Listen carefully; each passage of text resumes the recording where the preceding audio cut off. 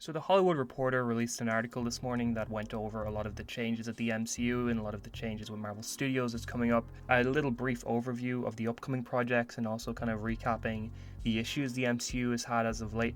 I usually script videos, but because this is such a recent thing that just came out, I was like, you know what? I'm not going to script it. I'm just going to jump into it and try and talk about it. So if I'm all over the place, that's why. But the article kind of just talked about a lot of the issues with the MCU currently and how that's playing into what Feige is doing going forward. Clarified a few things. One of the things they talked about is that Ant-Man 3 pretty much did bad for Marvel Studios and for everyone over there in every aspect in terms of the critical reception, the box office, and just kind of controversy surrounding it, like with certain actors, certain cast members.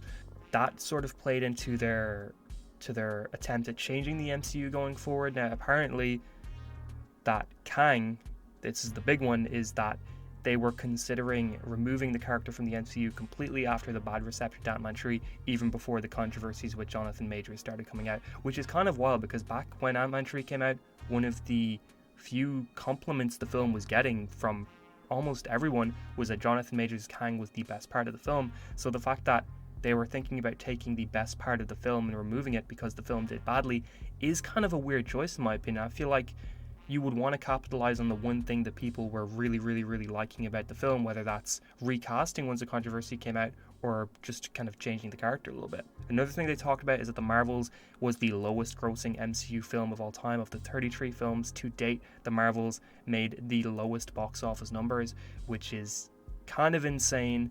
Another thing they talked about is that Secret Invasion has some of the lowest viewing numbers for any of the Marvel Disney Plus shows yet. Now, I want to just say that it's really telling here that the three projects that did the most badly recently were Ant-Man and the Wasp: Quantumania, The Marvels, and Secret Invasion, which, to me personally, I find that these three projects are the worst written, the kind of the bottom of the barrel of the recent MCU. The Marvels the Marvels I saw twice and I liked it more on the second watch. I think certain elements of the Marvels are great. Ant-Man and the Wasp: Quantumania I found very little to be a fan of, and Secret Invasion is one of the most disappointing TV shows I think I've ever seen. I was really excited for Secret Invasion. I couldn't believe that that's what they made. So I think it's really telling that the three projects that they're talking about here are the ones that a lot of people agree are the worst of the MCU in a while, but kind of just not great projects in general. So this is nothing to do with, Marvel putting out too much. This is nothing to do with these projects actually being underrated and they just flew under the radar. No, these are three projects that aren't great. So these are the ones that are doing badly. Should be a wake-up call to Marvel Studios that this isn't a problem with them putting out too many projects. It isn't a problem really with oversaturation. It's a problem with them not putting out great content as much as they used to. Like, take Loki, for example, and take Guardians of the Galaxy 3. Loki and Guardians of the Galaxy 3 came out with Guardians being the first MCU film after Ant-Man 3 and Loki being the first MCU series after Secret Invasion. So they came out around those two projects, and they're not mentioned here at all because they did really well for the studio because they were really good projects. Guardians of the Galaxy 3 being one of the best MCU films, and Loki being my favorite. Loki season 1 was great, but season 2 especially being my favorite season of the Marvel Disney Plus shows yet. So it's pretty telling that these two things aren't mentioned here because there's no reason to, because they did great, because they were just great projects. But besides that, they talk about the announcements that came out this February, so like the Deadpool and Wolverine trailer, the X-Men 97 trailer, and the Fantastic Four casting announcement, were a public-facing move from Feige to recalibrate all the behind-the-scenes creative decisions for the MCU and kind of show that they're on a new path or a new direction now. And there were a lot of people theorizing why it took so long for like the X-Men 97 trailer to come out, or why it took so long for the Fantastic Four casting to come out, or just why all these three announcements came out so close together in general. I was kind of the exact same. I mean, I assumed the Deadpool and Wolverine trailer was always going to be a Super Bowl thing, but X-Men 97's trailer I thought came out pretty late considering how soon that project is, or how close that project is. The Fantastic Four casting announcement I also thought was weirdly late because they kept talking about that being one of the first things they'd announced after the strikes, and now it was 4 months later when we got it. I personally felt like it just was a little late for both announcements. I thought for Fantastic Four it was a contracts thing, that they might have just not have finalized contracts for certain actors and certain actresses yet, and they wanted to wait until they'd done that. For X-Men 97, I couldn't really think of a reason. People were saying it could have been because of Madam Web, and I was like, that's pretty funny, but it could be because I can't think of anything else. But here Foggy clarifies that it's because they were changing. They wanted to show the public that they were kind of changing everything going forward, which that makes sense. They announced that Agatha Darkhold Diaries only needed 1 day of reshoots, which is pretty good for the studio, so they're pretty happy about that, which bodes well for that show. Talked about Eric Pearson from Thor Ragnarok and Black Widow being hired to make some script changes or to polish the script for Fantastic Four, which that's fine. I mean, I think Thor Ragnarok was a good film, and Black Widow I think Black Widow is one of the better Phase 4 films. I don't love it, but I think it's a solid film.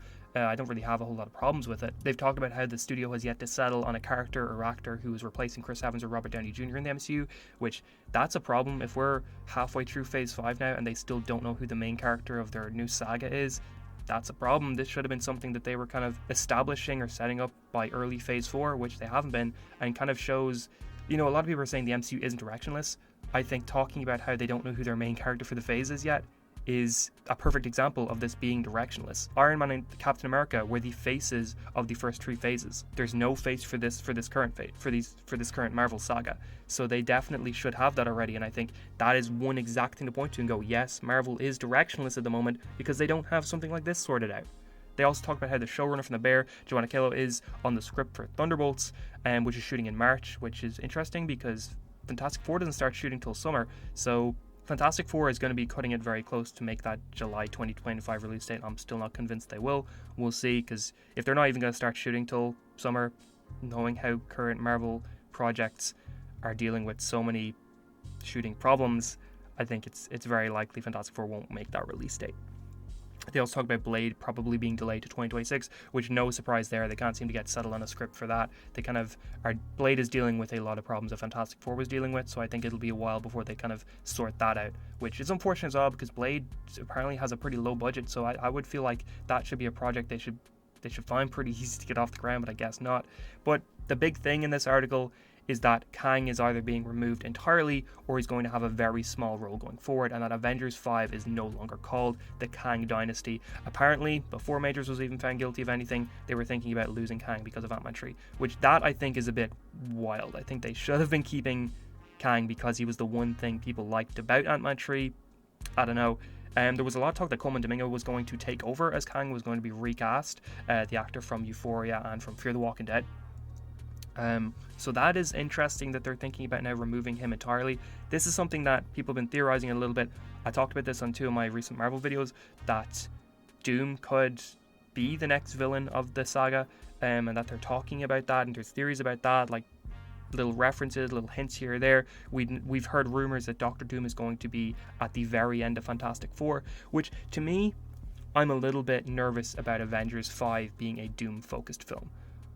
I think if that's the case, this needs to be like establishing Doom as like an Avengers film that establishes Doom as the villain, but is not the film for Doom to be the villain. Like, I'm okay with Avengers 5 being about Doom, but that can't be Doom's only film. I think if Doom's only showing up at the end of Fantastic Four and Avengers 5 is still keeping that 2026 release date, then where else is Doom going to show up? Like, by Kang showing up in Avengers 5, we already had 2 seasons of Loki with him. We had Ant-Man 3, and we were probably going to see him in a few other smaller places before they decided to retool the MCU. So he had a lot of appearances. Whereas with Doom, if Avengers 5 is keeping that 2026 release date, his only appearance will be at the end of Fantastic Four, which I think that would be wild to make him the main villain then, because he'd have barely any appearances. So they'd have to really retool what they're doing going forward. Avengers 5 is about him, but he's kind of just being set up as the main villain. Then Avengers 6, he's the main villain with a few maybe smaller projects between the 2 Avengers films. And something like that, I think that could really work. I think Doom being a main villain is a really good idea and something that they should definitely aspire to. I just think maybe it's something you save for a little later and you concentrate on just getting this stuff right at the moment. Like, concentrate on getting Thunderbolts, Fantastic Four, Captain America 4, all these films off the ground, and make sure these films are good, and then once these films are good, you can start really planning for the future, because I think that's a problem with what happened with Phase 4 and Phase 5. They had COVID, they had strikes and all that, but I think more paramount to anything else was that they just didn't plan properly. they were thinking that their momentum after Endgame couldn't let up, that people would just see any sort of project no matter the quality. So they didn't really plan properly, and they just started throwing out content after content after content, a lot of it not living up to their standards that they had before Endgame. And because of that, people started dropping out, people started not liking certain elements, and they were like, we don't really have a plan now, we have to change all this stuff because people aren't as involved in the MCU as they used to be. So I think for now, they shouldn't be concentrating on getting a main villain, getting, you know, the next Avengers film off the ground. They should be concentrating on who is their main heroes going forward, what are they doing to make these next films and make these next shows great, and then just go from there. Because I think another problem is just the MCU really fell into this phase and saga thinking when they should be thinking about getting good projects off the ground more than anything. That's just my feeling about the whole thing.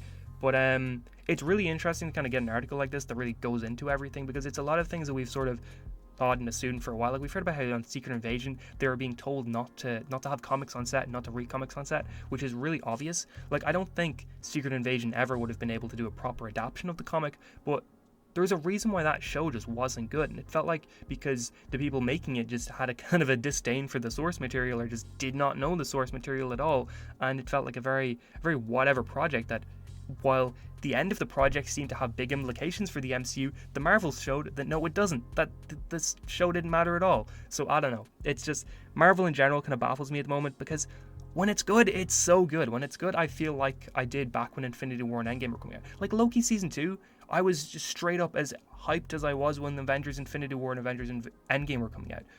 And with Guardians of the Galaxy 3, I was the exact same. But then when Marvel's bad, or not even bad, when Marvel's just mediocre, it just kind of leaves a lot to be desired, and it leaves you kind of wondering why you're still hanging around for this franchise so much. Which is why I think movies like Deadpool and Wolverine and Fantastic Four are incredibly important for the MCU. They need to be home runs, they need to be slam dunks, because they need to get a general audience really, really, really hyped for Marvel again and for the MCU again. I get the Darkhold Diaries as well. I think that show alone is crazy. That show should have come out like 3 years ago, because when that show is a direct sequel to WandaVision, a TV show from 4 years ago. It's going to be almost 5 years when Darkhold Diaries comes out, and it'll be like, I don't know. That's Marvel's got to fix some stuff. What do you think about all this? Do you think it's good, it's bad? And as always, if you like this video, please like, share, subscribe, and all of that. And I hope you have a great day.